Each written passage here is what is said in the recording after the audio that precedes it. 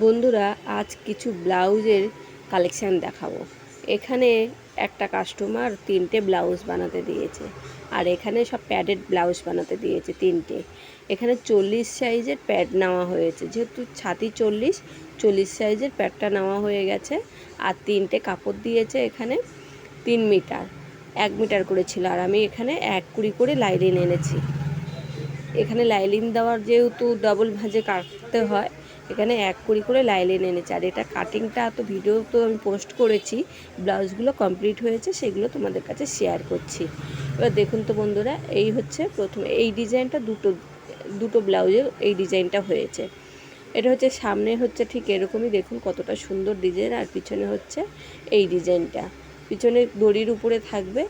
আর এখানে দেখুন স্কোয়ারও হয়েছে, প্লাস দড়ি দিয়ে এই যে এই ডিজাইনটা তৈরি হয়েছে।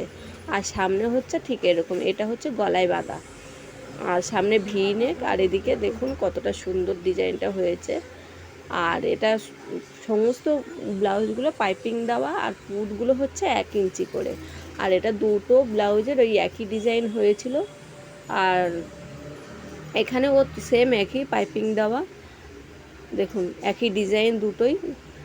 আর এই কালো যে ব্লাউজটা হয়েছে বন্ধুরা, কালোর ডিজাইনটা আলাদা, এর ডিজাইনটা আলাদা দিয়েছে। কাস্টমারটা বলেছিল যে দুটো ডিজাইন একই হবে, আর একটা ডিজাইন একটু আলাদা।